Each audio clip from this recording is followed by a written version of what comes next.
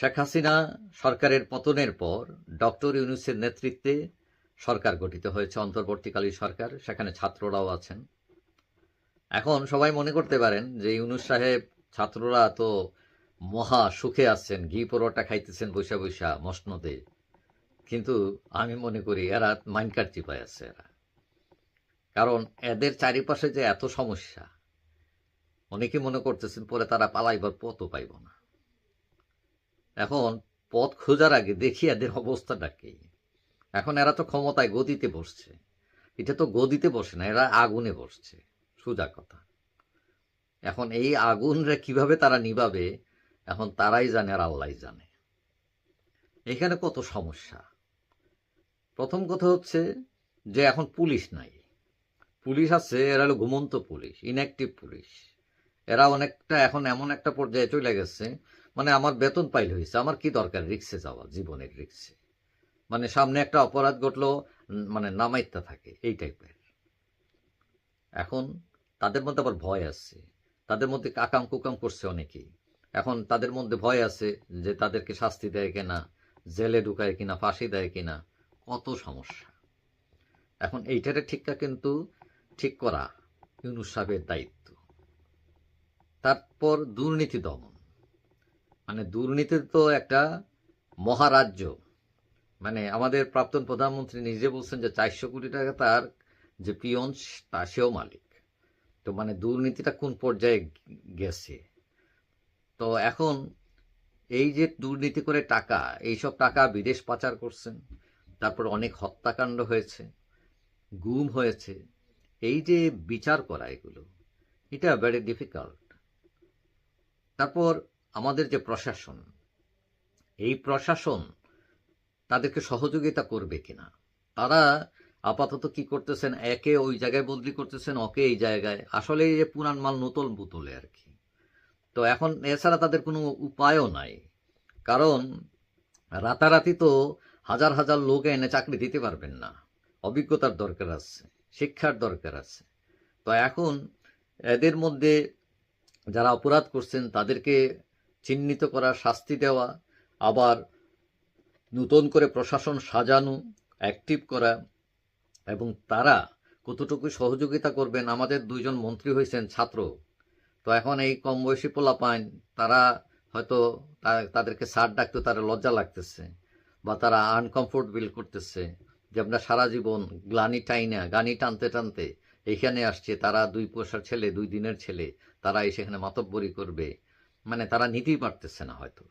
কারণ হলো আমাদের কালচারটা সেরকম না। বিদেশে আবার কালচার আছে, কার কি কত বয়স এগুলো বদার করে না সবাই।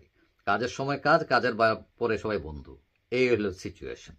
তো আমাদের মন মানসিকতা একটু বদলাতে হবে। এখন এই প্রশাসনকে ঠিক করাও ইউনূস সাহেবের একটা বড় চ্যালেঞ্জ। তারপরে এই যে ব্যাংকগুলো খালি হয়ে গেছে অনেকটা, কতগুলো ব্যাংক, বিশেষ করে ইসলামী ব্যাংক।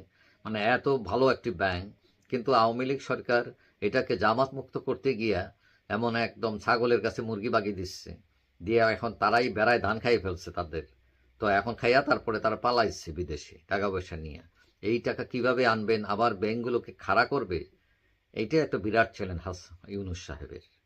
তো শুধু এইটা না, এখন কথা হলো তারা টিকে থাকতে হলে রাজনৈতিক দলগুলোর সাপোর্ট লাগবে। এখন কিছু কিছু দল আছে বলছে সাপোর্ট করবে, আবার কিছু কিছু দল আছে আবার চোখ রাঙাইতেছে। মানে তারা আর তোর সহ্য হইতেছে না, তাড়াতাড়ি ক্ষমতায় যাইব। যদি আওয়ামী লীগ আইসা যায়, যদি আওয়ামী লীগ আইসা ঢুকিয়া পড়ে।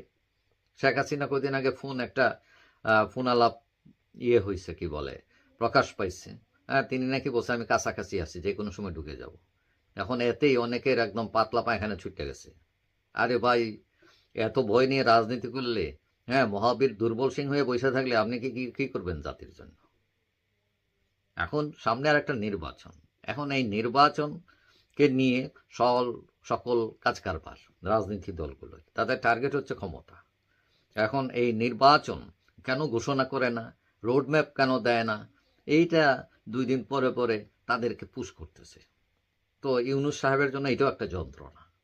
তারপরে সংস্কার, এই যে ছাত্ররা যে স্বপ্ন নিয়ে আসছে যে সংস্কার করবে, এখন কে কার সংস্কার করবে, কিভাবে করবে, এইগুলো নিয়ে, এবং রাজনৈতিক দলগুলো সেটা মানবে কিনা, এবং প্রশ্ন দেখা দিয়েছে যে তারা যে এত সব করবে, তারা একদম সংবিধান পর্যন্ত বদলাই ফেলতেছে, এগুলো ঠিকবে কিনা? কারণ বৈধতার প্রশ্ন, তারা নিজেরাই তো বৈধ না। তো এখন তাদের এই কাজগুলো আবার বৈধ, যদি পরবর্তী সরকার এসে যদি সেটা বাতিল করে দেয়, তাহলে তো কি, যে যেই রাম যেই যদু কদু মধু সব সেই same thing, all the same. তারপরে এই যে আমাদের যে ব্যাংকের অবস্থা, রিজার্ভ 20 বিলিয়নের নিচে নেমে আসছে। তো এখন এইটা ছিল 46 বিলিয়ন, সেখান থেকে 20 বিলিয়ন, বুঝতে পারতেছেন অর্থনীতির কি অবস্থা। অবশ্য সরকার এখন ডলার পাউন্ড বিক্রি করছে না, যার ফলে হয়তো আর একটু বাড়তে পারে। তো তারপরেও এখানেও একটা ভয় আছে, এবং এখানে ইউনিট সরকারের একটা রিস্ক আছে। তারপরে এদিকে ভারত আবার একটু চোখ রাঙাইতেছে হাসিনার ইস্যু। তারা যদি ফেরত চায় হাসিনাকে, তো ভারত আবার কি বলবে, তারা প্রস্তুতি নিয়ে বসে রয়েছে। এবং যেভাবে বিএনপি ভারতের বিরোধিতা করতেছে, তো ভারত আওয়ামী লীগকে বন্দুক মনে রাখে, এটা সবাই জানে।